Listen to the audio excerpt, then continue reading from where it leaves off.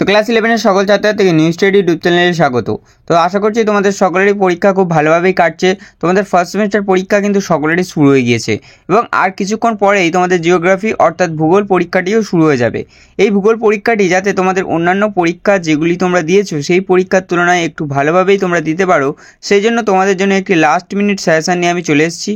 তো ভিডিওটা তোমরা শেষ পর্যন্ত দেখো এবং এখানে প্রতিটি প্রশ্নের গুরুত্ব তোমরা ভালোভাবেই বুঝতে পারবে। তো আর বেশি দেরি করবো না, ভিডিওটা শুরু করছি, ভিডিওটা শেষ পর্যন্ত দেখো। তো আজকের প্রথম প্রশ্ন, নিম্নলিখিত কোনটি সুনামির জন্য দায়ী নয়? তো এখানে তোমাদের চারটি অপশন থাকবে। তো উত্তরটি হয়ে যাবে মৃত্তিকা ক্ষয়।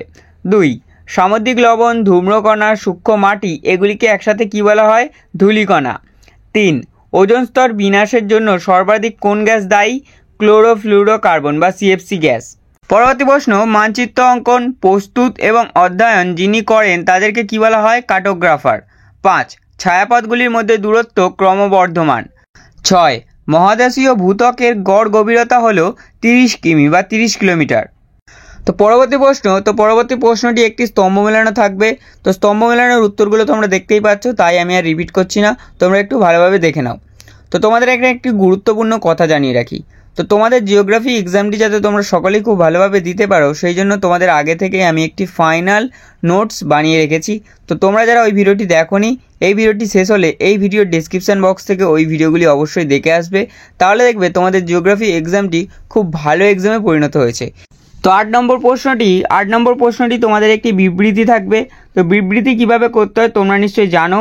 তো তোমাদের এখানে একটি নির্দেশনা থাকবে এবং একটি কারণ থাকবে এবং একটি দাবি থাকবে। তো এই দাবি এবং কারণের মধ্যে কোনটি সঠিক এবং কোনটি ভুল এটাই তোমাদের নির্বাচন করতে হবে। তো তোমরা নিশ্চয়ই এখানে নির্দেশনাটি দেখতে পাচ্ছ এবং এ কে দাবি বলা হয়েছে এবং আর কে কারণ হিসেবে উল্লেখ করা হয়েছে। তো এখানের মধ্যে কোনটি সঠিক? তো এখানে বলা হয়েছে এ সঠিক কিন্তু আর সঠিক নয়। তো এখানে নির্দেশনাটি তোমরা পড়লেই বুঝতে পারবে। তো নির্দেশনা, দাবি এবং কারণটা একটু পড়ে নিও, তাহলে দেখবে তোমরা বিবৃতিটি বুঝতে পেরেছো। তাই আমি আর বললাম না, কারণ বললে ভিডিওটা অনেক বড় হয়ে যাবে। তো পরবর্তী প্রশ্ন, ভূমিকম্পের তরঙ্গ যে অঞ্চলে রেকর্ড হয় না সেটি হলো ছায়া অঞ্চল। তো এখানে একটু টাইপিং মিস্টেক হয়ে গিয়েছে, তোমরা এটি ঠিক করে নিও। এবং তোমাদের এখানে একটি গুরুত্বপূর্ণ কথা জানিয়ে রাখি, তোমরা যে এই সাজেশন ভিডিওটিতে যে সাজেশনগুলি দেখতে পাচ্ছ, এটি হচ্ছে তোমাদের যে কাউন্সিল থেকে প্রকাশিত মডেল প্রশ্নের মধ্যে এই প্রশ্নপত্রটি হচ্ছে সবথেকে গুরুত্বপূর্ণ ছিল, তাই তোমাদের সামনে আমি তুলে ধরলাম। এবং তোমাদের ফার্স্ট সেমিস্টার পরীক্ষার জন্য জিওগ্রাফির আমি অলরেডি সাজেশন বানিয়ে রেখেছি। তোমরা যারা ওই ভিডিওগুলি দেখোনি, এখনই গিয়ে দেখে আসবে এই ভিডিওটি শেষে, তাহলে দেখবে বহু প্রশ্ন কমন পেয়ে গিয়েছো। 10 নম্বর প্রশ্ন, কোন ধরনের আগ্নেয়গিরিতে সাধ্য লাভা প্রভাবিত হয়? বিমিশ্র আগ্নেয়গিরি। ড্যাশ যন্ত্রের দ্বারা ভূমিকম্পের তরঙ্গের গতিবিধি রেকর্ড করা হয়? তো উত্তরটি হয়ে যাবে সিসমোগ্রাফ। 12, যে ধরনের শক্তির মাধ্যমে মহাদেশ গঠিত হয় সেটি হলো অন্তর্জাত শক্তি। 13, নিম্নলিখিত গ্রাফ অধ্যয়ন করো এবং নিম্নলিখিত প্রশ্নের উত্তর দাও। তো এখানের এই প্রশ্নটি তোমাদের একটু বোঝার আছে, তো এখানে একটু ভালোভাবে বুঝে নাও। তো তোমাদের পরীক্ষার প্রশ্নপত্রে একটি গ্রাফ থাকবে। গ্রাফ চিত্রটি দেখে তোমাদের কিন্তু পরীক্ষার যে প্রশ্নগুলি থাকবে গ্রাফ সংক্রান্ত, সেই প্রশ্নগুলির উত্তর কিন্তু ওই গ্রাফটি থেকে দিতে হবে। যেমন তোমাদের এই গ্রাফ সংক্রান্ত যেমন প্রশ্ন হতে পারে, সেই জন্য তোমাদের সামনে আমি 3টি প্রশ্ন তুলে ধরেছি। তো প্রথম প্রশ্ন, নিম্নলিখিত কোন বায়ুমণ্ডলীয় স্তরে ওজনের ঘনত্ব সর্বাধিক? তো এর উত্তরটি হয়ে যাবে লেয়ার 2। তো তোমাদের এখানে একটি জানিয়ে রাখি, তোমাদের এই গ্রাফ চিত্রটি দেখলেই তোমরা নিশ্চয়ই বুঝে যাবে যে কোন লেয়ারে এটি হওয়া সম্ভব। তো পরবর্তী প্রশ্ন, বায়ুমণ্ডলের কোন স্তরে সর্বনিম্ন উষ্ণতা লক্ষ্য করা যায়? তো উত্তরটি হয়ে যাবে লেয়ার 3।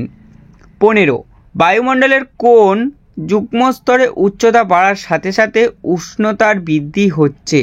তো উত্তরটি হয়ে যাবে লেয়ার 2 এবং লেয়ার 4-এর ঊর্ধ্বতলে। তো 16 দাগের প্রশ্নটি হলো, কোন ধারণাটি স্টপ অ্যান্ড গো ডিটারমিনিজম নামেও পরিচিত? তো নব নিয়ন্ত্রণবাদ। 17, নিচের কোনটি মানবীয় ভূগোলের আলোচনার ক্ষেত্র নয়? তো এখানে 4টি অপশন থাকবে। তো উত্তরটি হয়ে যাবে সংস্থান। পরবর্তী প্রশ্নটিও তোমাদের আরও একটি বিবৃতি থাকবে। তো বিবৃতির নির্দেশনাটি আমি এই প্রশ্নটিতে দিলাম না, শুধু দাবি এবং কারণটি উল্লেখ করে দিয়েছি এবং উত্তরটি উল্লেখ করে দিয়েছি। তোমরা কারণ এবং দাবিটি পড়লে নিশ্চয়ই উত্তরটা বুঝতে পেরে যাবে, তাই আমি আর রিপিট করে বললাম না। তো পরবর্তী প্রশ্নটি তোমাদের সামনে একটি লেখা তুলে দেওয়া হবে। ওই লেখাগুলি দেখে দেখে তোমাদের যেমন দাগ নম্বর দেওয়া থাকবে, এখানে যেমন দেওয়া আছে 19 থেকে 21 নম্বর প্রশ্ন, এই প্রশ্নগুলির উত্তর কিন্তু ওই লেখাটি থেকে বেছেই নিয়েই লিখতে হবে। এখানে আমি আর লেখাটা তুললাম না, তোমাদের বোঝার সুবিধার্থে শুধু কিভাবে লিখতে হবে সেটা বলে দিলাম। তো আশা করছি তোমরা নিশ্চয়ই প্রশ্নপত্র দেখলেই বুঝতে পেরে যাবে এবং খুব সহজ থাকবে, তোমরা ওটা একটু ভালোভাবে করো, তাহলে দেখবে টোটাল নাম্বারটাই পেয়ে গিয়েছো। 19 নম্বর প্রশ্নটি হলো, কোন ফুল নেদারল্যান্ডের বিশেষত্ব? টিউলিপ। 20, কোথায় বাজার বাগান কৃষিকে ট্রাক ফার্মিং বলা হয়? আমেরিকা যুক্তরাষ্ট্রের। তো পরবর্তী প্রশ্ন, নিম্নলিখিত বিবৃতিগুলির মধ্যে বাজার বাগান ও হর্টিকালচারের মধ্যে কোনটি সঠিক নয়?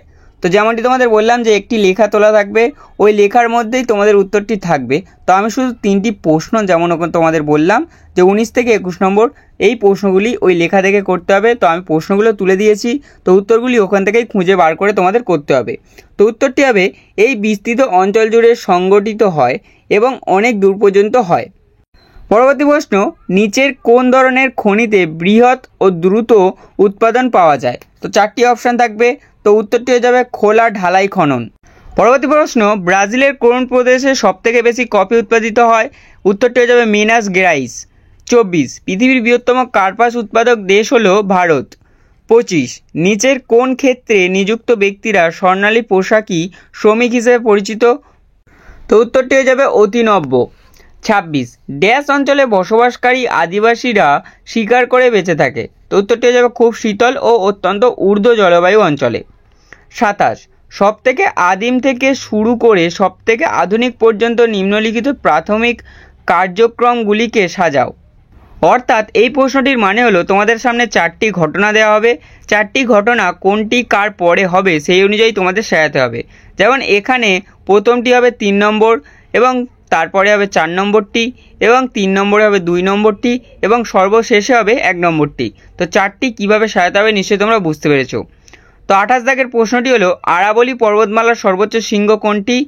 তো উত্তরটি হয়ে যাবে গুরু শিখর। পরবর্তী প্রশ্ন, কোন নদীটি দক্ষিণ গঙ্গা নামেও পরিচিত? তো উত্তরটি হয়ে যাবে গোদাবরী। 30, নিম্নলিখিত দ্রাঘিমাগত বিস্তৃতির মধ্যে কোনটি ভারতের সীমার জন্য প্রাসঙ্গিক? তো উত্তরটি হয়ে যাবে 68°7 পূর্ব থেকে 97°25 পূর্ব। তো 31 দাগের প্রশ্নটি হলো, ভারতের বৃহত্তম আন্তর্জাতিক সীমানা রয়েছে বাংলাদেশের সাথে। তো পরবর্তী প্রশ্নটি হলো, তোমরা যেমন আগের বারে গ্রাফের প্রশ্নটি দেখলে ঠিক তেমনভাবে এই প্রশ্নটিও তোমাদের এখানে একটি ভারতের মানচিত্র থাকবে এবং 3টি জায়গার নাম লেখা থাকবে না, সেই 3টি জায়গায় A, B এবং C থাকবে এবং প্রশ্নে থাকবে ওই 3টি জায়গার নাম কি। তো তোমাদের সেই প্রশ্নের উত্তরটি অপশান থেকে বেছে নিয়ে লিখতে হবে।